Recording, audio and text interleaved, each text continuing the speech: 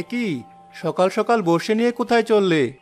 এমন ভাব করছো যেন কিছুই জানো না। বড়শি নিয়ে তো আর বাজারে যাব না, পুকুরেই যাচ্ছি। তাই বলে ঘুম থেকে উঠেই তোমাকে পুকুরে যেতে হবে? বাড়ির কাজগুলো কে সারবে?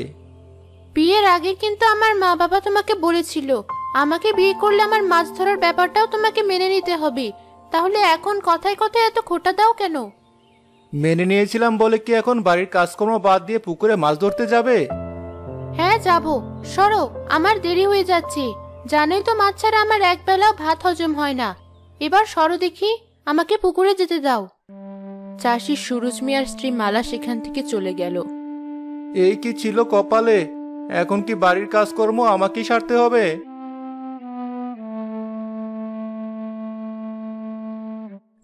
কি হয়েছে বাবা? মাথায় হাত দিয়ে এভাবে বসে আছো কেন?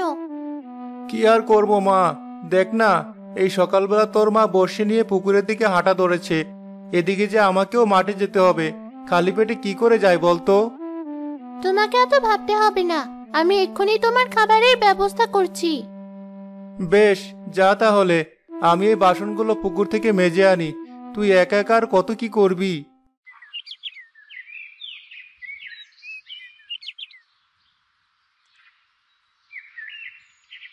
ধুর, এতক্ষণ বসে থেকে একটা মাছও পেলাম না। কি গো, হলো তোমার মাছ ধরা? তুমি এখানেও চলে এসেছো? বললাম না মাছ না ধরে আমি বাড়ি ফিরবো না। বেশ তো, তোমার যতক্ষণ ইচ্ছে ততক্ষণ মাছ ধরো। আমি তো এসেছিলাম এই বাসনগুলো মাজতে। আরে, বড়শিটাতে টান লাগলো কেন? এই তো একটা মাছ পেতেছি। মালা খুশিতে বড়শিটা তুললো আর দেখলো তাতে একটা ছেঁড়া স্যান্ডেল বিঁধেছে। এই দেখে সুরজ হাসতে শুরু করলো। ভারী সুন্দর মাছ ধরেছো তো দেখছি। একদম হাসবে না, করো তো ওই চাষিগিরি। আমার মাছ ধরার বদৌলতে রোজ রোজ মাছ খেতে পারছো, তাও আমাকে নিয়ে হাসতে তোমার বাচ্ছে না? দেখো মালা, অর্থই সব সুখ আনতে পারে না। তুমি যদি চাইতে তাহলে আমার কুড়ে ঘরেই সুখী হতে পারতে, কিন্তু তোমার মন দামি দামি জিনিসের আটকে গেছে, তাই কখনোই মন থেকে আমার সাথে সুখী হতে পারোনি। হয়েছে, তোমাকে আর বড় বড় কথা বলতে হবে না। যে কাজটা করতে এসেছো তুমি বরং মন দিয়ে সেই কাজটাই করো। সুরজ মন খারাপ করে বাসন মাজতে লাগলো। তখনই সুরজের এক প্রতিবেশী কাশেম সেখানে এলো। আরে সুরেশ ভাই, করো কি? এখন কি তুমি মাঠের কাজ বাদ দিয়ে বাসন মাজা ধরলে? আরে কাশেম, তুমি এখানে? তোমাকে আর বাবিকে দেখেই তো দাঁড়ালাম। সত্যি, এমন দৃশ্য আমি এর আগে কখনোই দেখিনি।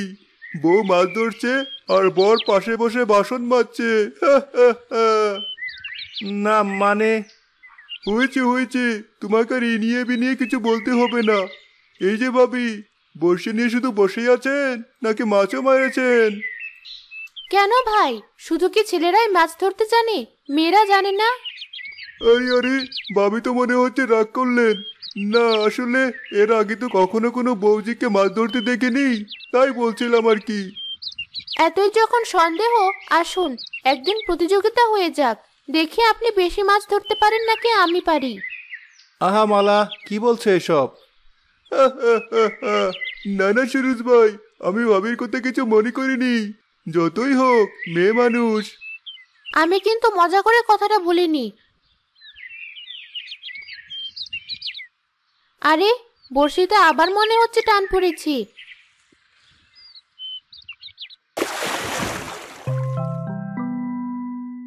আরে বাস, এ তো অনেক বড় মাছ।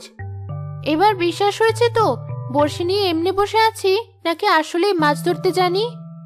ক্ষমা করবেন ভাবি, এবার আমার বিশ্বাস হয়েছে। যাই সুরজ ভাই, মাঠে অনেক কাজ আছে। হয়েছে, আর কাজ করতে হবে না। বাড়িতে চলো, ওখানে গিয়ে তোমায় গরম গরম ভাত আর মাছ ভাজা করে খাওয়াবো। সত্যি, তোমাকে যত দেখি ততই অবাক হই। মাঝে মাঝে মনে হয় তোমার মতো খারাপ মানুষ আর একটাও নেই, আবার মাঝে মাঝে মনে হয় তোমার মতো ভালো মানুষ আর কেউ নেই। আমাকে নিয়েও তো ভাবতে হবে না, বাড়ি চলো। না জানি মেয়েটা একা একা কি করছি।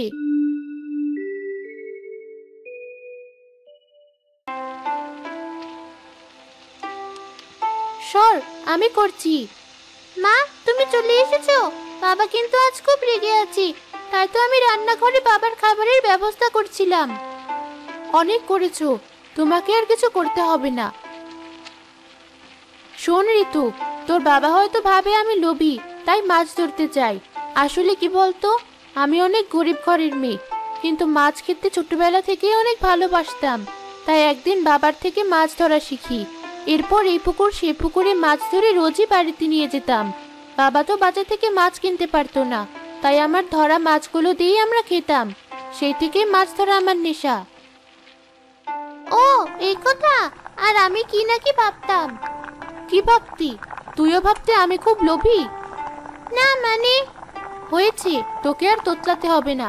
ভাত হয়ে গেছে, যা তোর বাবাকে ডেকে আন।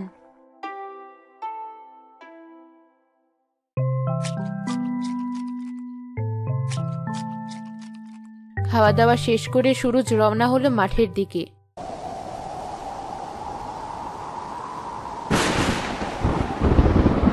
এ কি, আকাশে তো অনেক মেঘ করেছে, মনে হচ্ছে খুব বৃষ্টি হবে। এই সুরেশ ভাই, এত টাকা দিয়ে চাষাবাস করলাম, শেষে বৃষ্টির পানিতে সব ফসল নষ্ট হয়ে যায়। আমিও তো সেটাই ভাবছি, যার টাকা ছিল সবই তো এই ফসলের পেছনেই ঢেলেছি।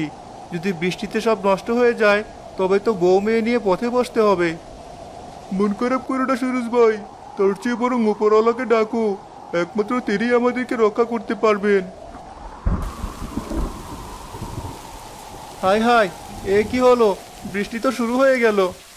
এখানে আর দাঁড়িয়ে থেকো না সুরজ ভাই, তুমি বরং বাড়ি ফিরে যাও, নইলে তো জ্বর এসে যাবে।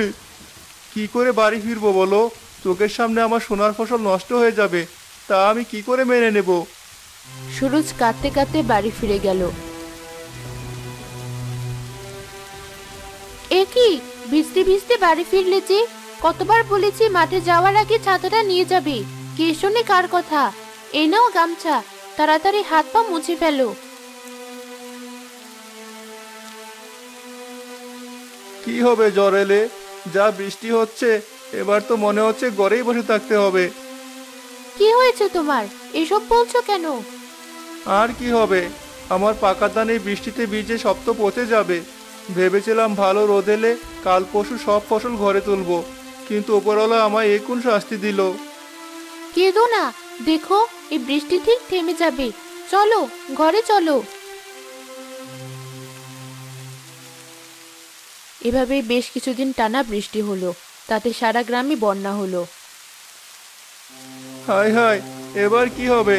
আমার ফসল সবতে নষ্ট হয়ে গেল। শেষে কি তবে সত্যি এই বয়সে বউ মেয়েকে নিয়ে রাস্তায় বসতে হবে? এভাবে কেঁদো না, উপরওয়ালা নিশ্চয় একটা ব্যবস্থা করবে। এখন আমি কি করি? চাষাবাদ ছাড়া আমি যে কিছুই পারি না। সারা গ্রাম বন্যায় তলিয়ে গেছে, এখন আমি কি করে চাষাবাদ করব? কেঁদো না বাবা, দেখো সব ঠিক হয়ে যাবে। না রে মা, আর কিছুই ঠিক হবে না। শোনো মালা, তুমি বরং ঋতুকে নিয়ে তোমার বাবার বাড়ি চলে যাও। এখানে থাকলে তোমরা যে না খেয়ে মরে যাবে। এসব তুমি কি বলছো? তুমি কি আমাকে এই চিনেছো? তোমার ভালো সময় আমি তোমার পাশে থেকেছি, আর আজ খারাপ সময় তোমাকে ছেড়ে চলে যাব? এছাড়া আমার কাছে যে আর কোনো উপায় নেই। সুরজ আর মালা যখন এসব বলে মন খারাপ করছিল, তখনই ঋতু একটা বড়শি এনে মালাকে দিল। এই না মা। একে ঋতু, এই অসময় তুই আবার এই বড়শিটা কেন নিয়ে এলি? এখন আর আমার মাছ ধরার মন মানসিকতা নেই। কিন্তু মা, তোমাকে যে এবার মাছ ধরতেই হবে। সে কি মা, কি বলছিস এসব? কিছুই তো বুঝতে পারছি না। বাবা, তুমি তো বললি চারপাশের যে অবস্থা, তাতে এখন আর চাষাবাদ করা যাবে না। চারপাশে শুধু পানি আর পানি। সবাই তো যাতায়াত এখন কলার ভেলায় নয়তো নৌকায় করে। তাতে আবার মাছ ধরার কথা কেন এলো? সবটা তো বলতে দিবি। চারদিকে পানি মানেই তো চারিদিকে শুধু মাছ আর মাছ। এখন আর তোমার মাছ ধরার জন্য আলাদা করে পুকুরে যেতে হবে না, যেখানে খুশি সেখানেই মাছ ধরতে পারবে। তোর মাথা ঠিক আছে? আমরা কি বলছি আর তুই কি বলছিস? আমি ঠিকই বলছি মা। মা বড়শি দিয়ে মাছ ধরবে, আর সেগুলো আমার সাথে ভেলাতে করে এখানে ওখানে বিক্রি করে বেড়াবে। তাহলে কি আর আমাদের টাকার অভাব হবে? আরে তাই তো, এটা তো কখনো ভেবে দেখিনি। বুঝলে মালা, আমাদের মেয়েটার মাথায় অনেক বুদ্ধি। শুধু বুদ্ধি থাকলে হবে না, পরিশ্রমও করতে হবে। ঠিক বলেছিস মা, এতদিন মাছ ধরার শখ হিসেবেই দেখেছি, তবে এবার সেটাকে পেশা হিসেবে দেখব। চল আমার সাথে।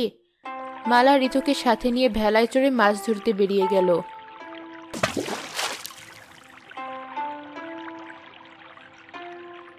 ওই তো বড়শিতে টান লেগেছে, বড়শি তোলো মা। হ্যাঁ মা, তুলছি।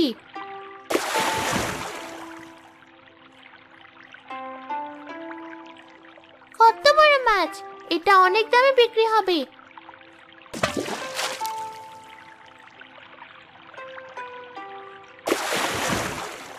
মা, অনেক তো মাছ ধরা হলো, চলো আমরা বরং এগুলো বিক্রি করতে বেরিয়ে যাই। হ্যাঁ মা, তাই চল। ভেলায় চড়ে মালার ঋতু বাড়ি বাড়ি মাছ বেচে বাড়ি ফিরে গেল।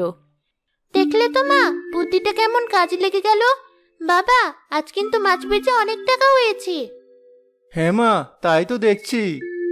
তোমার বোধহয় খুব খিদে পেয়েছে, দাঁড়াও আমি এক্ষুনি রান্নাটা করে আসি। তোমাকে যেতে হবে না, রান্না হয়ে গেছে।